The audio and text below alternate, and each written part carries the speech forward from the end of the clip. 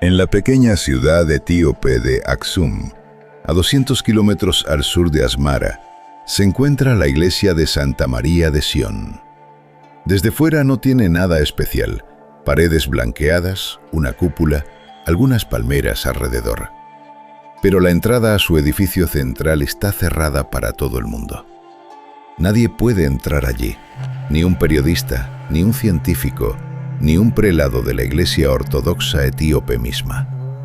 Solo una persona en el mundo tiene ese derecho, el monje guardián, que fue elegido cuando aún era joven, se instaló dentro del recinto de la iglesia y desde entonces no lo ha abandonado.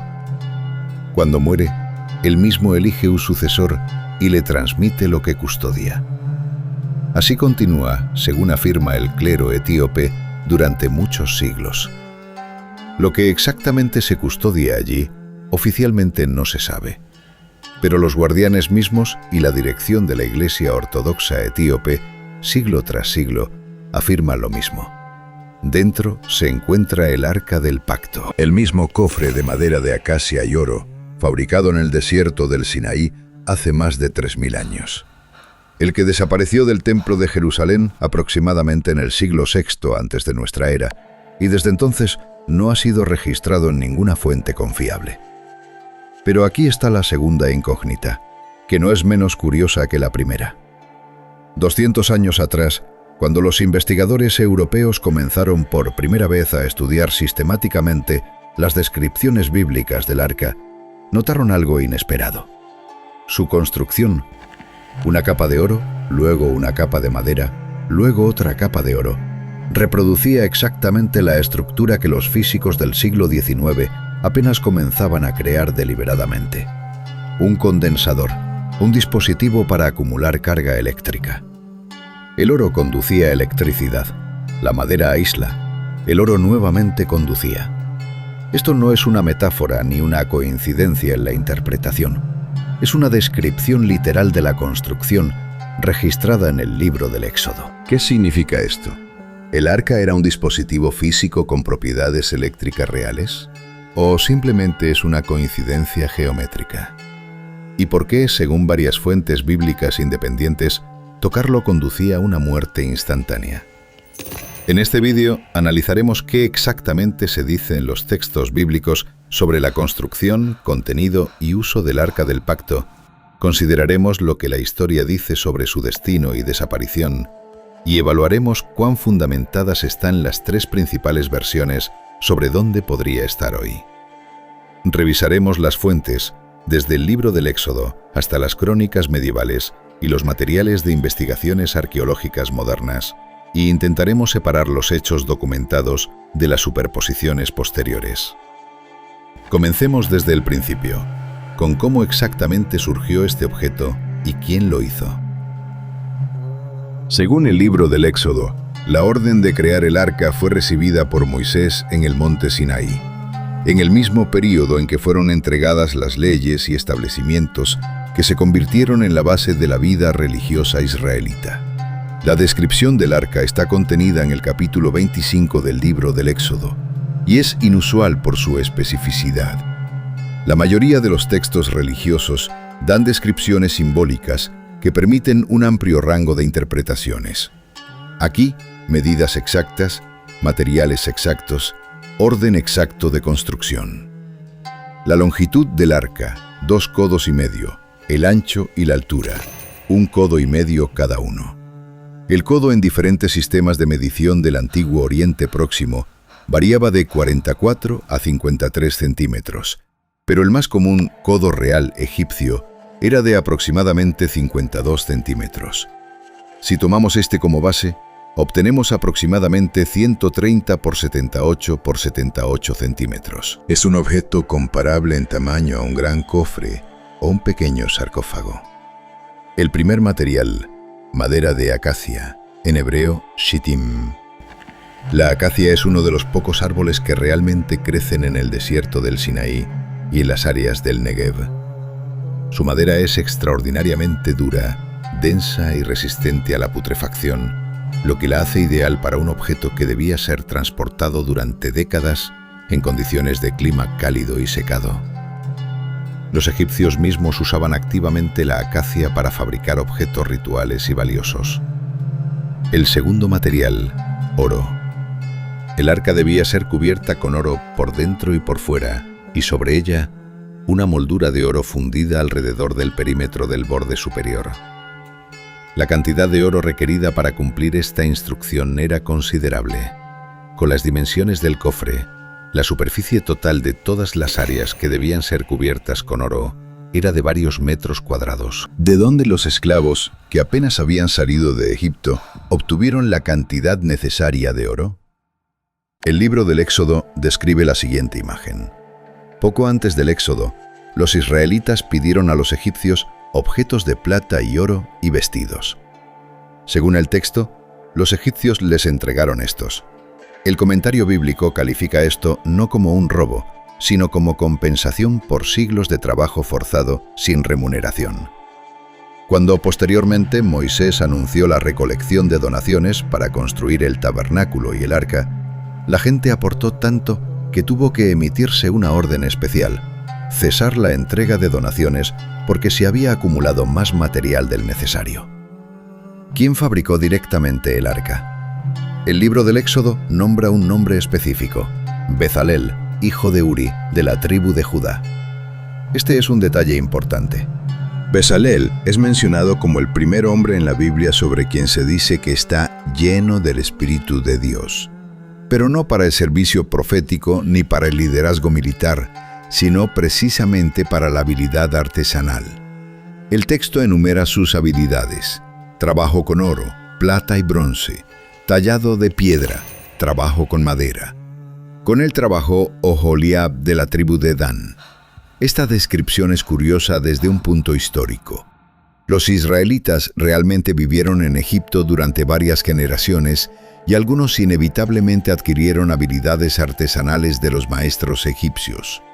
Los egipcios del período del Nuevo Reino, aproximadamente del siglo XVI al XI antes de nuestra era, eran algunos de los mejores procesadores de metales en el mundo antiguo. Sus objetos de oro, encontrados en excavaciones de tumbas, muestran un nivel técnico que las artesanías europeas solo superaron en la Edad Media. Es muy posible que Bezalel, que creció en un entorno egipcio, poseía precisamente estas técnicas. La tecnología misma de aplicar oro sobre una base de madera, utilizada en Egipto, es bien conocida por hallazgos arqueológicos. El maestro martillaba el oro hasta obtener láminas finas, suficientemente flexibles para cubrir estrechamente la superficie, pero no tan finas que se rompieran al menor contacto. Las láminas se fijaban a la madera usando pequeños clavos de oro o resinas naturales que funcionaban como adhesivo.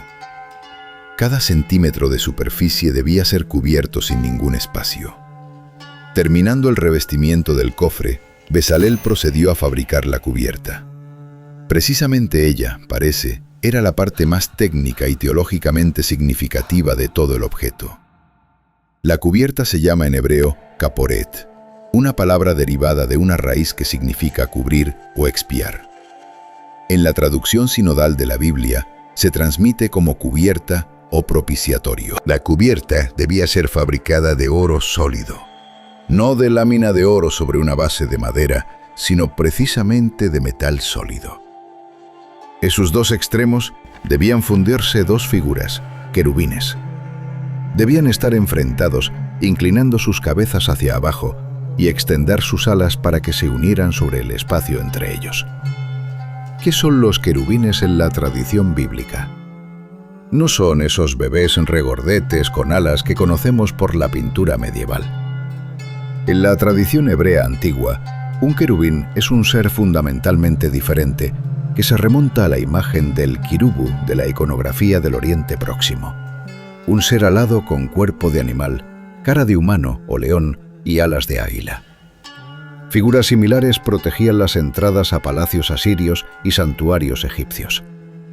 En el libro de Génesis, precisamente los querubines protegen el camino al árbol de la vida en el jardín del Edén. El espacio entre las dos figuras de oro, sobre la cubierta del arca, se designa en el texto como el lugar donde Dios se revelará y hablará. Este lugar se llama entre los dos querubines. Precisamente aquí varios investigadores del siglo XX notaron la analogía física que ya mencionamos. Dos conductores de oro, separados por una capa de madera aislante y nuevamente rodeados de oro. Esta es la estructura de un condensador. Las alas puntiagudas de las dos figuras forman puntos desde donde puede ocurrir la descarga de una carga electrostática, similar a los descargadores en dispositivos eléctricos. Si el arca durante el transporte por el desierto seco acumulaba carga estática por la fricción de las envolturas contra el aire y contra los postes de carga, entonces el contacto con él de una persona con diferente carga teóricamente podría causar una fuerte descarga eléctrica. Esta hipótesis fue formulada por primera vez en forma popular en los años 70 del siglo XX y desde entonces ha sido discutida repetidamente tanto en literatura popular como en páginas de publicaciones especializadas. La principal objeción contra ella es la siguiente. Para acumular una carga peligrosa para la vida, se requiere una humedad del aire muy baja y condiciones de fricción muy específicas. En condiciones de desierto abierto, con temperatura variable y humedad inconsistente, la acumulación controlada de carga de tal escala parece físicamente problemática. Sin embargo, la hipótesis es interesante no como explicación de la muerte de personas que tocaron el arca, sino como testimonio de que los creadores de este objeto, conscientemente o no, eligieron una construcción que en ciertas condiciones físicas tendría propiedades inusuales. ¿Fue un resultado accidental de seguir prescripciones religiosas o algo diferente? Es una pregunta abierta. Pasemos a lo que estaba dentro del arca. 3 objetos colocados en él son conocidos de diferentes fuentes bíblicas que describen cada uno independientemente. El primero y principal, las tablas de piedra, las mismas placas en que fueron escritos los 10 mandamientos. El libro de Deuteronomio indica directamente: entonces me volví y descendí del monte y pusí las tablas en el arca que había hecho. Un detalle importante aquí. Las tablas guardadas en el arca ya no eran las primeras fabricadas en el Sinaí. Cuando Moisés descendió del monte por primera vez, según el texto, sosteniendo en sus manos las placas con la ley recién escrita, vio en la base del monte una danza alrededor de un becerro de oro. Su reacción fue inmediata y física. Tiró las tablas al suelo y se rompieron. Esto no fue un accidente, ni una ira que turbó la razón. Las tablas rompidas tenían un significado simbólico específico. El pacto que el pueblo ya había violado en el momento mismo en que Moisés lo llevaba en sus manos fue rompido incluso antes de que pudiera ser aceptado. Se requirió un nuevo ascenso al monte, una nueva fabricación de tablas, una nueva escritura de los mandamientos. Precisamente estas segundas tablas fueron colocadas en el arca. El segundo objeto, la vara de Aarón. Su historia está registrada en el capítulo 17 del libro de Números. Cuando parte de los israelitas disputó el derecho de Aarón al sacerdocio principal, Dios propuso una prueba. De cada tribu se toma una vara. Todas las 12 se colocan en el tabernáculo durante la noche. En la mañana, la vara cuyo poseedor es elegido por Dios florecerá. En la mañana, 11 varas permanecían como eran en la noche, ramas secas. La vara de Aarón se cubrió de hojas, floreció y produjo frutos de almendra maduros. Una vara de madera que había brotado, que había permanecido toda la noche en un lugar cerrado, un objeto que debía ser testimonio de la elección de Aarón para todos los tiempos futuros. El tercer objeto, un recipiente con maná. La maná era la comida que, según el texto del libro del Éxodo, aparecía cada mañana en la tierra alrededor del campamento israelita durante los 40 años de viaje. No podía ser almacenada hasta el siguiente día. Se deterioraba y producía gusanos. Sin embargo, una pequeña cantidad fue colocada en un recipiente de oro y puesto frente al arca, o según otras indicaciones, dentro de él, como testimonio de lo ocurrido. Los 3 objetos en conjunto formaban algo como un testimonio histórico. Las tablas, sobre la ley recibida en el Sinaí; la vara, sobre la elección sacerdotal; la maná, sobre la alimentación en el desierto. El arca no era simplemente un objeto ritual, sino también un almacén de memoria sobre eventos clave que formaron la identidad del pueblo. Ahora, sobre las reglas de manejo del arca. Precisamente aquí los textos bíblicos muestran especial cuidado, y precisamente aquí la violación de las reglas descritas invariablemente condujo a consecuencias trágicas. El arca no podía ser movido como un objeto ordinario. Para su transporte se insertaron en él anillos de oro, 2 en cada lado, por los cuales se pasaban postes de madera de acacia, también cubiertos de oro. El capítulo 35 del libro del Éxodo especifica especialmente: los postes no se sacan de los anillos, debían permanecer allí constantemente para que en cualquier momento, cuando se necesitara mover el arca, no se necesitara tocarlo. Solo los levitas de la familia de Kohat tenían derecho a llevar el arca. Pero incluso para ellos, este derecho estaba condicionado por el cumplimiento de una serie completa de requisitos rituales. El capítulo 4 del libro de Números enumera el orden de preparación para el transporte. Primero, los sacerdotes de Aarón debían entrar en el lugar santísimo y envolver el arca en cubiertas especiales. Primero en una cortina, luego en una piel de tajash, luego en una tela de una piel de tajash, luego en una tela de lino azul puro. Solo después de esto los levitas podían tomar los postes y levantarlo. Tocarlo directamente, incluso a través de la cortina, estaba prohibido para los levitas. El capítulo 4 advierte directamente: no deben entrar para ver cómo se envuelven las cosas santas, para que no mueran. Esta regulación parece excesiva hasta que se lee la historia que ocurrió varios siglos después bajo el rey David. David decidió mover el arca a Jerusalén, que había convertido en su nueva capital. Esto era una acción política y religiosa significativa: unir el centro religioso del país con el político. El arca en ese tiempo estaba en la casa de Aminadab, en una colina, y David ordenó transportarlo. Pero el método de transporte fue elegido incorrectamente.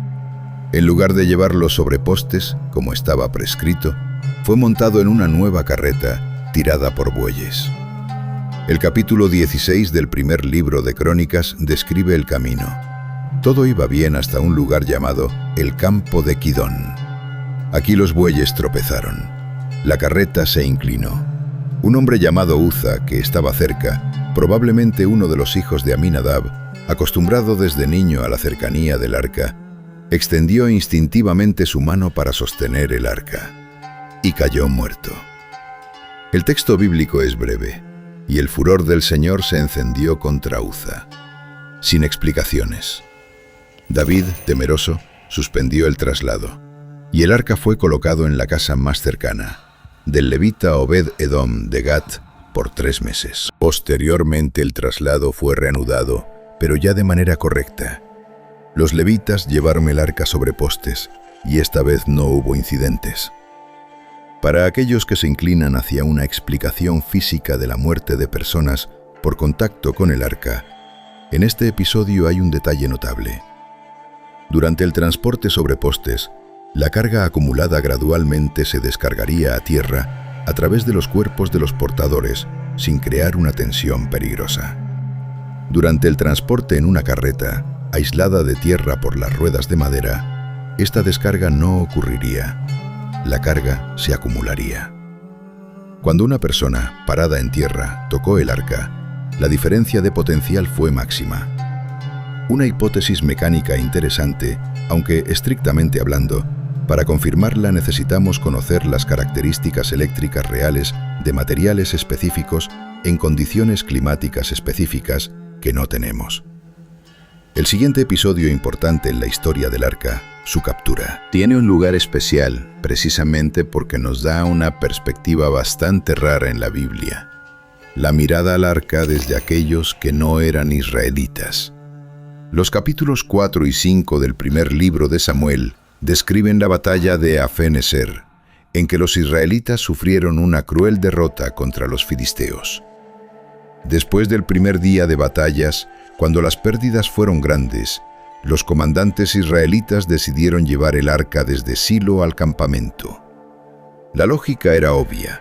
Si Dios está físicamente presente entre el ejército, la victoria está garantizada. Pero la lógica no funcionó. El siguiente día los israelitas nuevamente sufrieron una derrota, y además devastadora. 30.000 muertos, y el arca mismo fue capturado. 2 hijos del sacerdote principal Eli, Ofni y Finés, que llevaban el arca a la batalla, murieron. Cuando la noticia llegó a Eli, que estaba sentado en la puerta esperando, cayó y se rompió el cuello. Su nuera, la esposa de Finés, estaba entonces embarazada. Dio a luz a un niño y le llamó Icabod, que significa no hay gloria, o la gloria se ha ido de Israel. Mientras tanto, los filisteos llevaron el arca a su centro religioso principal, Asdod, y lo colocaron en el templo de su dios principal, Dagón. En la mañana del siguiente día, los sacerdotes encontraron la estatua de Dagón caída frente al arca. Lo colocaron nuevamente. En la siguiente mañana, nuevamente estaba caída, y esta vez tenía la cabeza y las manos desprendidas. Este es uno de los lugares raros en la Biblia donde el humor, si no es declarado, claramente está implícito. Los victoriosos colocaron el trofeo junto a su dios principal, y el trofeo hizo que el dios cayera. Pero la ironía fue acompañada por problemas más serios. En los habitantes de Asdod y ciudades cercanas cayeron enfermedades. El texto bíblico describe tumores, que varios comentadores interpretan como la peste bubónica. Los filisteos transportaron el arca de ciudad a ciudad, de Asdod a Gat, de Gat a Ecrón, y tras él seguía enfermedad y muerte. Finalmente los filisteos decidieron devolver el arca. Consultaron con sacerdotes y videntes, y ellos recomendaron lo siguiente: colocar el arca en una nueva carreta junto con imágenes de oro, 5 tumores y 5 ratones, según el número de las 5 ciudades-estados filisteas, y poner en la carreta 2 vacas lactantes que nunca habían sido usadas para tirar. Las vacas, sin tener hábito de tirar una carreta e instintivamente buscando volver a sus calvs, debían elegir el camino ellas mismas. Si iban hacia la tierra israelita, entonces toda la calamidad venía del Dios de Israel. Si se desviaban, era una casualidad. Las vacas caminaron directamente por el camino hacia Beth-Semes, sin desviarse ni a derecha ni a izquierda. Los habitantes de Beth-Semes recibieron el arca con alegría. Pero aquí también no hubo tragedia. Varias personas, según el texto, miraron dentro del arca y murieron. Posteriores comentarios rabínicos discutieron largo este episodio, divergiendo en interpretaciones. ¿Fue el castigo por mirar o por cómo miraron, o por el estado general de impureza de los que miraron? Después esto, el arca fue trasladado a Kiriat Jearim, a la casa de Aminadab, y permaneció allí alrededor de 20 años, hasta el episodio descrito anteriormente con David. Ahora detengamos en uno de los rituales más detalladamente descritos en la Biblia relacionados con el arca, el día de la expiación. En el capítulo 16 del libro de Levítico se describe el ritual anual que el sacerdote principal realizaba en un lugar especial del tabernáculo llamado Lugar Santísimo o Kodesh Kodashim. Precisamente allí, detrás de una cortina doble que separaba este lugar del resto del espacio del tabernáculo, estaba el arca. Nadie, excepto el sacerdote principal, podía entrar allí. El sacerdote principal mismo, solo una vez al año, en un día especialmente establecido, llamado Yom Kippur. La preparación para este ritual tomaba una semana. El sacerdote principal se separaba de su familia, se trasladaba a habitaciones especiales dentro de las construcciones del templo. Lavados diarios, constante estudio del orden ritual de memoria. En el día mismo realizaba un lavado completo. Vestían no las vestimentas ordinarias del sacerdote principal con el pectoral adornado con 12 piedras preciosas, sino simples vestimentas blancas de lino, sin ninguna decoración de oro. ¿Por qué precisamente sin oro? Es tema de una discusión multisecular. La explicación tradicional indica que el oro recuerda al becerro de oro, y su presencia no es apropiada para el momento de mayor cercanía a Dios. Antes de entrar al lugar santísimo, el sacerdote principal realizaba un sacrificio, un toro, por su propio pecado y el pecado de su familia. Luego tomaba un incensario con carbones ardientes y ambas manos de aromático incienso, molido en polvo fino. Esta mezcla era estrictamente normada. El Señor, a través de Moisés, advirtió que el incienso preparado diferente de lo prescrito causaría muerte. Entrando dentro, colocaba el incensario entre él y el arca para que una nube de aroma cubriera la cubierta del arca. Según la descripción en el texto, precisamente esta nube de aroma servía como una especie de pantalla entre el hombre y lo que estaba sobre la cubierta del arca, para que no muera. Luego, tomando la sangre del toro sacrificado, la esparcía sobre la cubierta en el lado oriental 7 veces. Después esto seguía el sacrificio de un cabrito por los pecados del pueblo y la misma procedura de esparcimiento nuevamente 7 veces con la sangre del cabrito. Luego, esparcimiento de sangre sobre las cortinas y paredes del lugar interior. Todo esto, según el texto, purificaba el santuario de la impureza de los hijos de Israel para el año siguiente. El tiempo total de permanencia del sacerdote principal en el lugar santísimo no era grande. Según estimaciones de comentadores posteriores, hablamos de unos minutos. Pero precisamente esta breve presencia se convirtió en el ritual central del calendario litúrgico israelita. Todo lo demás en el año era preparación para ello o reflejo de ello. Paralelamente ocurría otra acción que muchos conocen bajo el nombre cabrito expiatorio. El segundo cabrito, que no era sacrificado, era llevado al sacerdote principal. Él colocaba sobre su cabeza ambas manos y confesaba sobre él todos los pecados del pueblo israelita. Después el cabrito era llevado al desierto, a tierra no transitada, por un hombre especialmente designado. Este ritual de colocar culpa sobre el animal y enviarlo lejos, uno de los gestos simbólicos más antiguos en la historia religiosa humana, conocido en formas similares en varias culturas del antiguo Oriente Próximo. Notemos un detalle importante. Todo este grandioso ritual se construía alrededor del único objeto que estaba en el lugar santísimo, el arca. Precisamente sobre su cubierta se esparcía la sangre. Precisamente hacia él se dirigía el aroma del incienso. Precisamente frente a él se pronunciaban las palabras del sacerdote principal. El arca en este sistema no era simplemente un símbolo religioso.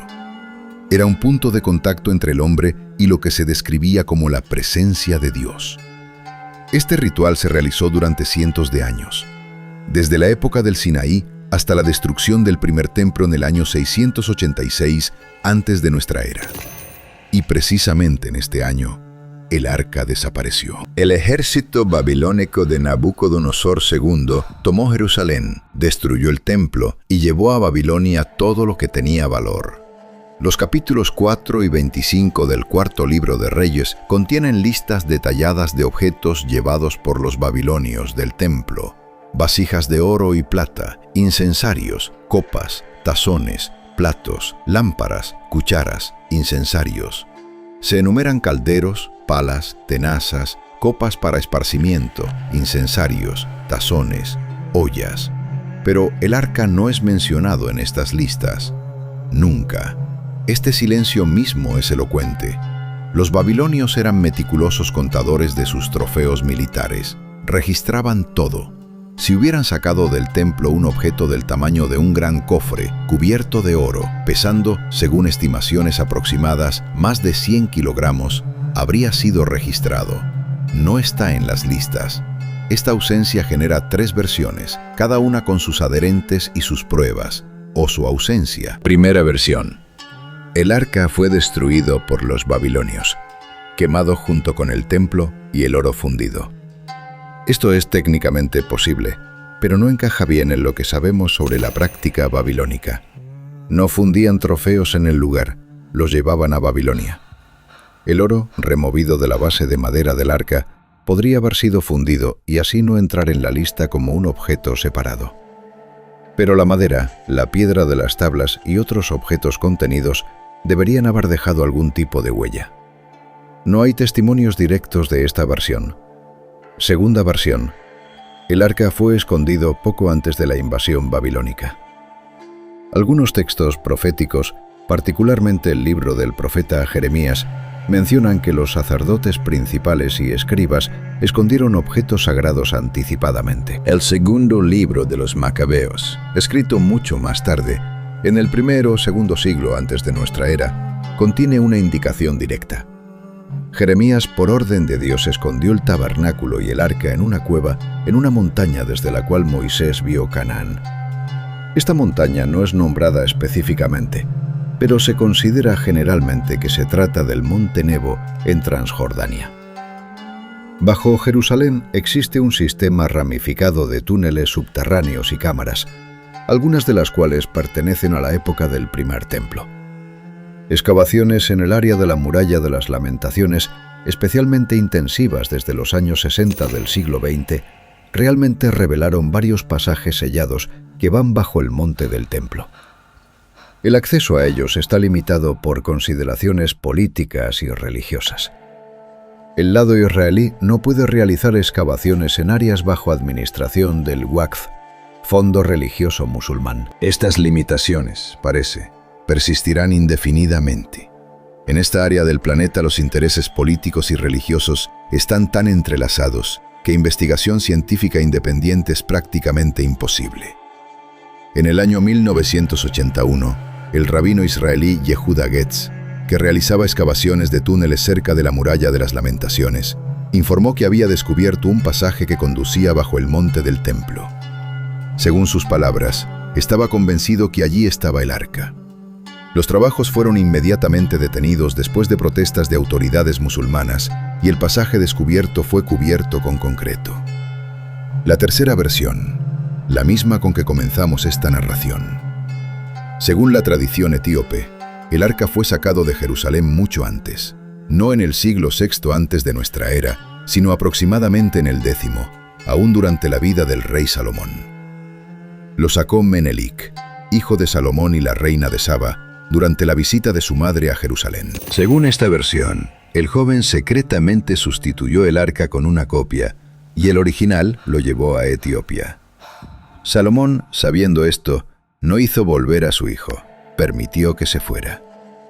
Esta historia está registrada en el Kebra Nagast, texto etíope medieval, literalmente significa Gloria de los Reyes. Este texto, traducido de un original árabe, supuestamente fue escrito al final del primer milenio o al inicio del segundo. Es un documento oficial que fundamenta la legitimidad sagrada de la dinastía imperial etíope. Los reyes de Etiopía consideraban a sí mismos descendientes directos de Salomón a través de Menelik. Si aceptamos la cronología de esta versión, entonces el arca, cuando los babilonios entraron al lugar santísimo, ya no estaba allí. Y precisamente por eso no está en la lista de lo sacado. Las objeciones contra la versión etíope son obvias. Los textos bíblicos, incluyendo la descripción de los rituales de Yom Kippur y la historia con Uza, suponen la presencia del arca en Jerusalén y después del supuesto reinado de Salomón, en la época de los profetas Isaías, Jeremías, en el período de reformas del rey Josías. La ausencia del arca en este tiempo casi seguramente habría sido registrada. Ninguna de estas fuentes menciona su desaparición. Sin embargo, entre investigadores serios no hay consenso. Parte de los historiadores continúa considerando la tradición etíope como una formación legendaria tardía sin base histórica. Otros piensan que puede contener un núcleo histórico, posiblemente relacionado con el traslado a Etiopía no del arca mismo, sino de su copia o un objeto ritual relacionado con él. El hecho que la iglesia en Aksum realmente custodia algo de manera inusual, con un instituto de guardián de vida que nunca sale del recinto de la iglesia, no es prueba por sí mismo, pero indica que el objeto custodiado es percibido como algo excepcional. ¿Qué exactamente está allí? La ciencia aún no tiene posibilidad de establecer. Hay otra página en la historia de las búsquedas del arca, una página sombría y en su manera indicativa. En los años 30 del siglo XX, el Reichsführer SS alemán Heinrich Himmler envió expediciones especiales a varias regiones de Europa y Oriente Próximo con la tarea de encontrar objetos que la ideología nazi clasificaba como artefactos de poder. Entre ellos estaba el Arca del Pacto. Una dirección de las búsquedas fue el castillo francés de Montségur, en los Pirineos, alguna vez relacionado con el movimiento de los cátaros. Según la versión que algunos ocultistas nazis sostenían, los caballeros templarios en la época de las cruzadas podrían haber sacado de Jerusalén y escondido en Europa varios objetos sagrados, incluyendo el arca. Las expediciones pasaron varios meses, no encontraron nada y volvieron sin nada. El episodio mismo es notable no como testimonio de la ubicación del arca, allí definitivamente no estaba, sino como indicador de cuánto esta historia agitaba la imaginación de personas de diferentes épocas y convicciones. El arca, independientemente de la realidad física que representa, se convirtió en la imaginación cultural en un símbolo de poder absoluto.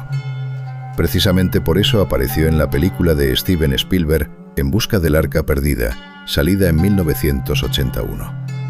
Allí los nazis también buscan el arca, también no pueden manejar con él, y en el final literalmente son destruidos por su fuerza. La película está filmada como aventura, pero la intuición que la generó tiene raíces en la historia real. ¿Qué sabemos finalmente sobre el Arca del Pacto desde el punto de vista de historia y arqueología? Sabemos lo siguiente. La tecnología de fabricación de un objeto similar, un cofre de madera cubierto con láminas de oro, con una cubierta de oro y figuras sobre ella, era completamente alcanzable para artesanos del bronce entrenados en técnicas egipcias. No se requería ninguna habilidad milagrosa o moderna.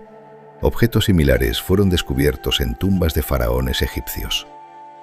Sabemos que el arca durante varios siglos realmente fue el centro del servicio israelita y su movimiento físico estaba relacionado con eventos más importantes: campañas militares, rituales, decisiones políticas.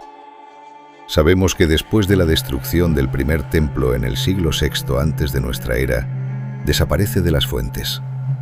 Durante la construcción del segundo templo, completado alrededor del año 516 antes de nuestra era, el lugar santísimo estaba vacío, lo que mismo fue reconocido y registrado en textos. El sacerdote principal entraba allí en Yom Kippur, pero allí no había nada. Este hecho es reconocido unánimemente por todos investigadores. ¿Dónde exactamente está el arca ahora? ¿O fue destruido? ¿O está custodiado en algún lugar inalcanzable para la ciencia? No se sabe con certeza. Las tres versiones permanecen abiertas. Ninguna está refutada definitivamente. Ninguna está probada. Este mismo es notable. Un objeto con que están relacionados cientos de menciones textuales, miles de años de vida ritual, muchas muertes y grandes batallas, simplemente desaparece de la historia en algún momento. Ninguna huella, ningún registro, ni de los victoriosos ni de los derrotados. Precisamente esta desaparición, no el arca mismo, sino su ausencia, se convirtió quizás en su parte más misteriosa. Un objeto que estuvo en el centro de una civilización durante medio milenio, desapareció tan silenciosamente como si se hubiera disuelto. Y en Axum aún cumple su servicio indefinido un hombre que nadie puede cambiar coercitivamente, hasta que él mismo elija un sucesor. ¿Qué custodia? Permanece desconocido. Solo se sabe que custodiar esto no cesará. La historia del Arca del Pacto no es solo la historia de un objeto religioso. Es la historia de cómo alrededor de un objeto se formó un sistema de rituales, leyes, temores y esperanzas que definió la vida de un pueblo completo durante siglos. Y la historia de cómo las mayores incógnitas algunas veces no tienen solución, no porque la respuesta está oculta deliberadamente, sino simplemente porque la historia está estructurada así. Ella deja vacíos en que se puede mirar infinitamente. Antes de pasar a la parte final, vale considerar varios aspectos que raramente están en el centro de atención cuando se narra sobre este objeto, pero enriquecen significativamente la imagen. El primero de ellos, comparativo. El Arca del Pacto no fue un fenómeno único en el espacio religioso del antiguo Oriente Próximo. La práctica de custodiar objetos sagrados en cofres o cajas cerradas era ampliamente difundida entre muchos pueblos de esta región. En Egipto existían las llamadas barcas de los dioses, andas procesionales en que se transportaban estatuas de dioses durante festividades religiosas. Estaban construidas de manera similar: base de madera, cubierta de oro, postes para transporte. El sacerdocio de Amón en Karnak sacaba la barca del dios Amón durante festividades anuales y su paso por la multitud era percibido como presencia literal del dios entre las personas. Esta paralela ha atraído la atención de investigadores desde hace tiempo. Entre los hititas, pueblo poderoso de Asia Menor, contemporáneo de los egipcios e israelitas, existían objetos rituales que eran sacados en campaña junto con el ejército y que, según las creencias hititas, físicamente encarnaban la presencia del dios protector en la batalla. Sin estos objetos, las campañas militares hititas eran consideradas espiritualmente desprotegidas. Así, la idea del arca como contenedor físico de la presencia de Dios encaja en el amplio contexto religioso de su época. Esto no significa que el Arca del Pacto era simplemente una copia de la barca del dios egipcia. Las diferencias constructivas y teológicas son muy sustanciales, pero permite entender que Bezalel y sus contemporáneos trabajaban dentro de una cultura religiosa en que la idea de presencia física de Dios en un objeto específico no era exótica, sino parte del lenguaje religioso común. ¿Qué distinguía el arca israelita de sus analogías? Primero, ausencia de imagen. En las barcas egipcias se transportaban estatuas de dioses. En las procesiones hititas, figuras o símbolos. El arca estaba vacío. Dentro se custodiaban objetos, tablas, vara, recipiente con maná, pero no una imagen. Sobre ella, cubierta con 2 querubines, pero los querubines mismos servían no como estatuas del dios, sino como algo similar a un trono o pedestal. El lugar mismo entre los querubines, sobre la cubierta, estaba vacío y aún se consideraba lugar de presencia. Este vacío constructivo era fundamental. La imagen de Dios estaba categóricamente prohibida en la tradición israelita. La segunda de los 10 mandamientos: no harás para ti imagen ni ninguna representación de lo que está arriba en el cielo y lo que está abajo en la tierra. El arca era un dispositivo para la presencia de Dios, sin intentar visualizar esta presencia. El segundo aspecto que merece atención, el significado teológico del propiciatorio, la cubierta del arca, en la posterior pensamiento religioso. En la versión griega de la Biblia, la Septuaginta, traducida en los siglos III-II antes de nuestra era, la cubierta del arca se designa con la palabra hilasterión. En el Nuevo Testamento, esta misma palabra es usada en la Epístola a los Romanos, en el capítulo 4, aplicada a Jesucristo. Dios lo propuso como sacrificio de expiación. Para los autores del pensamiento cristiano primitivo, el arca se convirtió en un prototipo. Lo que ocurrió sobre su cubierta en Yom Kippur, esparcimiento de sangre del animal sacrificado para purificación de los pecados del pueblo, fue percibido como prototipo de lo que, según su fe, ocurrió en otra forma en el tiempo del Nuevo Testamento.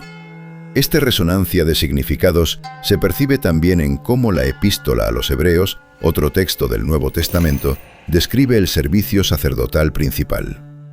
El capítulo 9 de esta epístola reproduce la descripción detallada de Yom Kippur: decoración del tabernáculo, habitaciones, arca, cortina, esparcimiento de sangre, y construye sobre esta base una argumentación teológica. El autor de la epístola claramente esperaba una audiencia completamente familiarizada con los detalles del ritual.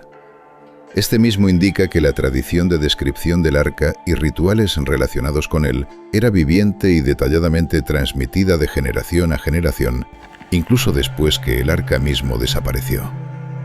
En el segundo templo no había arca, pero el ritual de Yom Kippur se realizaba en forma algo modificada, sin el objeto hacia el cual estaba originalmente dirigido.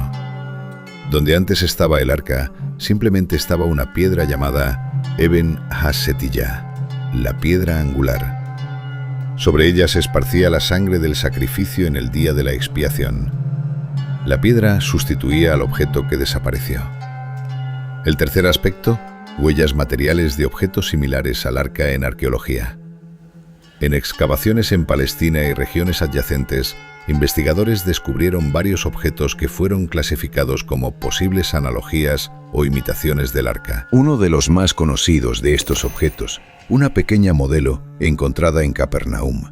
Una fachada de sinagoga con imagen de una carreta llevando un cofre coronado por dos figuras. Este relieve, datado del segundo o tercer siglo de nuestra era, reproduce la iconografía del arca ya en la época cuando el objeto mismo ya no existía, testimonio de cómo su imagen vivía en la memoria colectiva. En tumbas egipcias, principalmente en la tumba de Tutankamón, descubierta en 1922, fueron encontrados cofres rituales construidos de manera similar a la descripción del arca. Base de madera, cubierta de oro, con postes para transporte y con figuras colocadas sobre la cubierta. Estos hallazgos dieron material invaluable para entender cómo exactamente podría haber sido el Arca del Pacto. Maestros familiarizados con técnicas egipcias podrían haber creado un objeto similar. El cuarto aspecto, la historia que permanece fuera del cuadro, es la historia de aquellos que llevaban el arca. Los levitas de la familia de Kohath, sabemos muy poco sobre ellos como personas. Varios episodios en el libro de Números los pintan como aquellos que estaban más cerca de este objeto y aún estaban sujetos al mayor peligro. El capítulo 4 describe su servicio. Ellos se ocupaban del transporte del arca mismo y otras santidades, mientras otras familias levitas llevaban obligaciones más pesadas, pero menos peligrosas: transporte de vigas, postes, cortinas. En Números estaba claramente demarcado. Los portadores del arca no veían el objeto mismo en el momento de empaquetar. Ellos llegaban cuando todo ya estaba envuelto. Mirar el arca sin permiso no era apropiado para ellos. Una de las advertencias suena sorprendentemente inequívoca. Aarón y sus hijos deben entrar y colocarlos cada uno en su lugar. No deben entrar para ver cómo se guardan las cosas para que no mueran. Esto significa que los levitas de la familia de Kohath llevaban sobre sus hombros un objeto que podía matarlos, sin verlo.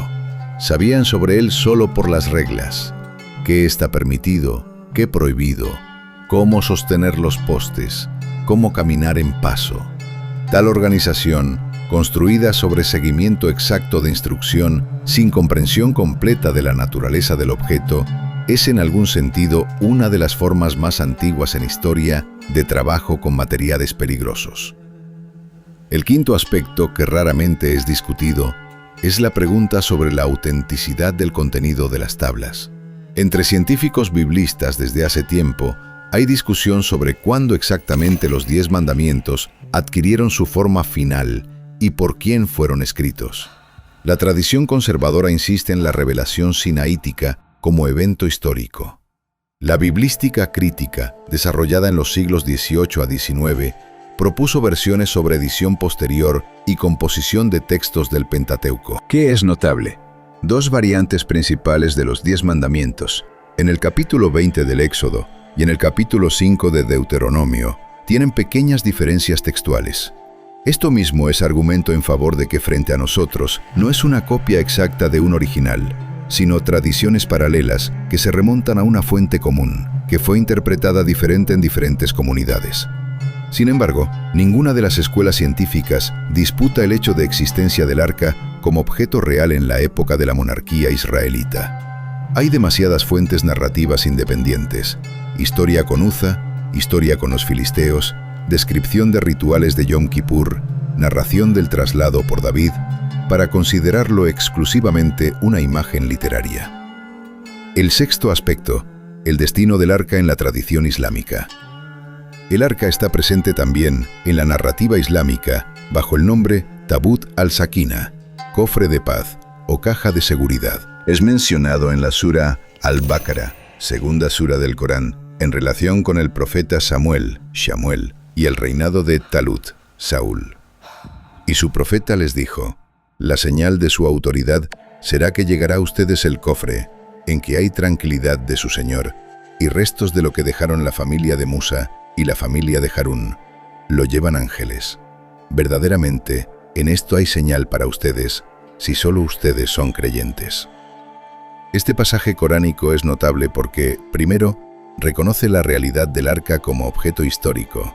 Segundo, atribuye a él la cualidad de sakina, paz o presencia divina. Y tercero, contiene un detalle sobre el transporte por ángeles que no está en la Biblia hebrea. Esto indica que en el ambiente árabe del siglo VII de nuestra era existía una tradición oral sobre este objeto, parcialmente coincidente con la bíblica, parcialmente desarrollada independientemente. Interesante también que precisamente el monte del templo en Jerusalén, lugar donde estaba el templo de Salomón y por tanto el arca, es la tercera santidad más importante en Islam después de Mecca y Medina. La mezquita Al-Aqsa y el Domo de la Roca están construidos precisamente allí.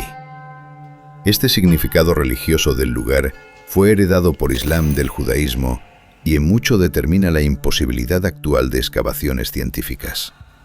Así, la incógnita del arca no es solo un problema científico o arqueológico. Es un problema de geografía política en que intereses religiosos de 3 tradiciones mundiales compiten por un área de tierra de varios cientos de metros cuadrados. El séptimo aspecto, características físicas del arca y reconstrucciones modernas.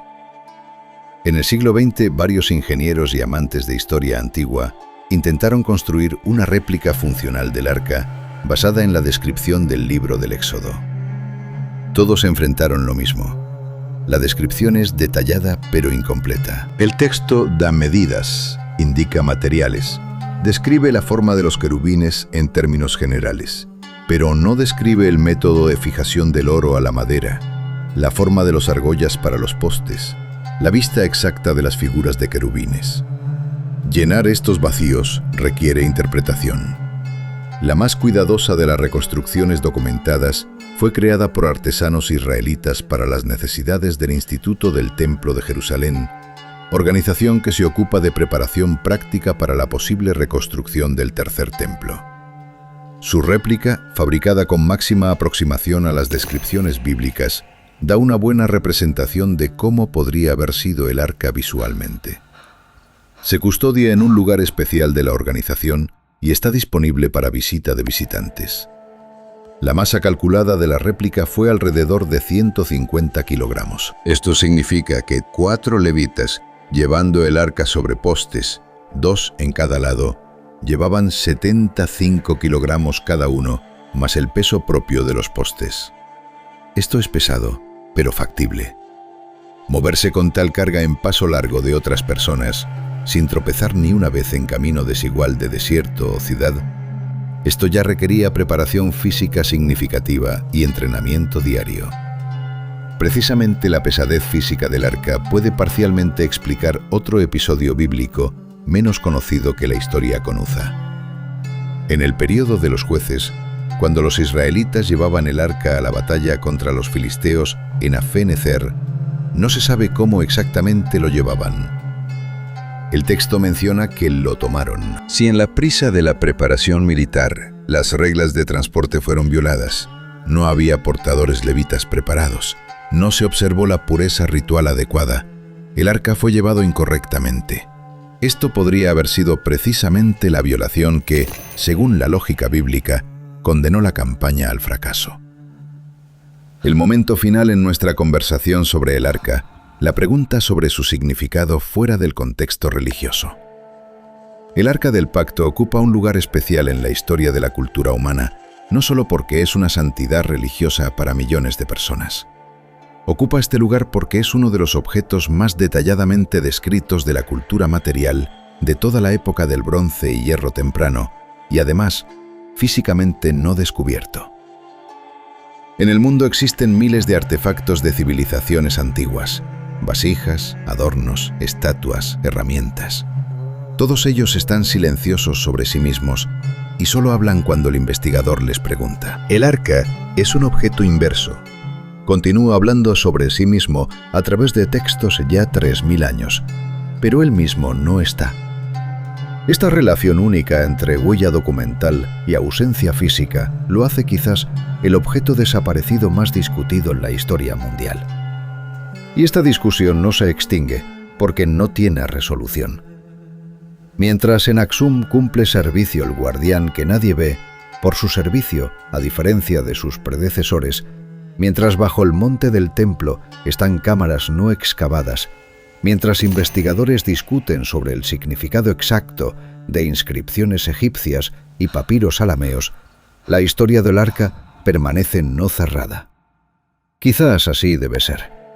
Algunas incógnitas no se resuelven, ellas viven, y precisamente esta existencia viviente durante milenios es quizás lo más interesante en ellas.